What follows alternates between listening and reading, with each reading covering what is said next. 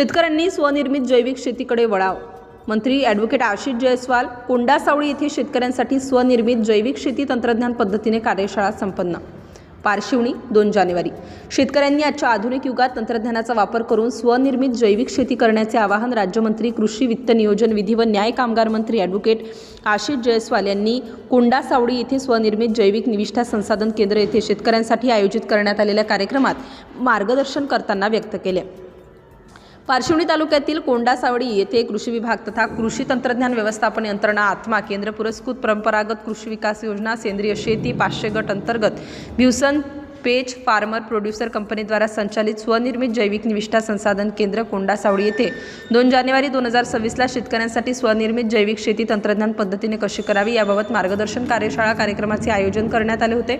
या कार्यक्रमाचे उद्घाटक राज्यमंत्री ॲडव्होकेट आशिष जयस्वाल तर प्रमुख अतिथी विभागीय कृषी सहसंचालक नागपूर माननीय उमेश पाटगे, जिल्हा अधीक्षक कृषी अधिकारी नागपूर रवींद्र मनोहरे, प्रकल्प संचालक आत्मा नागपूर माननीय डॉक्टर अर्चना कडू, उपविभागीय कृषी अधिकारी रामटेक ग्रीष्मा डेहने, अकोलाचे कृषी वित्तशास्त्रज्ञ डॉक्टर विनोद खडसे, विभागीय तंत्र अधीक्षक मिलिंद शेंडे, मौदाचे तालुका कृषी अधिकारी माणिकराव पाटील, प्रकल्प संचालक प्रमोद सोमकुवर, तालुका तंत्रज्ञान व्यवस्थापनचे मनोज वासरे, तालुका कृषी अधिकारी राकेश वसू, मंडळ कृषी अधिकारी जगदीश भालेराव, सहाय्यक कृषी अधिकारी विवेकानंद शिंदे, सहाय्यक कृषी अधिकारी विक्रम देशमुख, अमित झाडे, रवींद्र सोरमारे, अविनाश ढोले, उपकृषी अधिकारी SP कुपडे, संचालक भ्यूसन पेज farmer producer company limited Kondasavali, कृषी सेवक प्रशांत बोरसे, माजी सरपंच प्रकाश डोमकी, नगरसेवक दीपक शिवरकर, सामाजिक कार्यकर्ते प्रेम भोंडेकर, माजी नगरसेवक विजय भुते, वीरू गजभिये, गौरव पनवेलकर सह अन्य मान्यवर उपस्थित होते।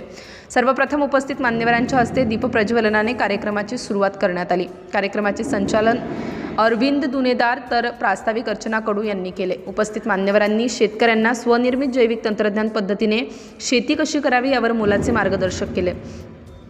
उपस्थित राज्यमंत्री ॲडव्होकेट आशिष जयस्वाल यांच्या हस्ते उत्कृष्ट शेती करणाऱ्या व सहाय्य करणाऱ्या कृषी अधिकारी यांचे शाल श्रीफळ व पुष्पगुच्छ देऊन सत्कार करण्यात आला।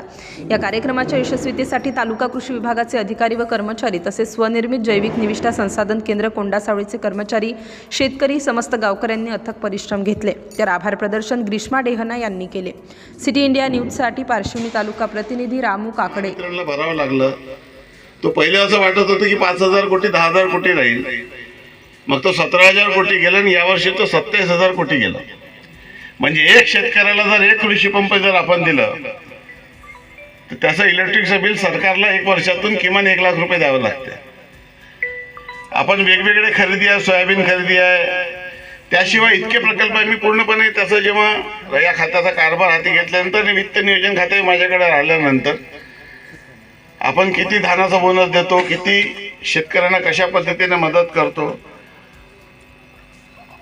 या सर्व योजनेचं जर मूल्यमापन केलं तर एकूण कृषी विभागाच्या बजेटमधून साधारणतः प्रति शेतकरी आपण 65,000 रुपयेच्या वर आपण शेतकऱ्याला निधी या ठिकाणी देतो। आणि शेतकऱ्याची इन्कम किती आहे? 5,000 10,000, तेही आपण खरेदी केली तर। मग रासायनिक खताचा एवढा वापर करून जर पीक उत्पादनामध्ये जरी वाढ झाली आहे तरी देखील ते पूर्ण बेरीज वजाबाकी केली तर त्याच्यात खूप काही फरक नाही आहे। मग आता आपल्याला शाश्वत शेती आणि समृद्ध शेतकरी म्हणजे ऑर्गॅनिक फार्मिंग, विषमुक्त शेती, नॅचरल फार्मिंगकडे जायचं आहे। पण आता असं झालं की आपल्याकडे मेकॅनिझमच नाही आहे। कुठलाही माणूस आला की ऑर्गॅनिक सांगून माल विकते, तर त्याच्यामुळे घेणाऱ्या माणसाला याची देखील काळजी वाटते की चला माझी फसवणूक तर होत नाही आहे। त्यामुळे आम्ही आता एक निर्णय केला आहे की आता नागपूरमध्ये एक ऑर्गॅनिक मॉल उघडायचा।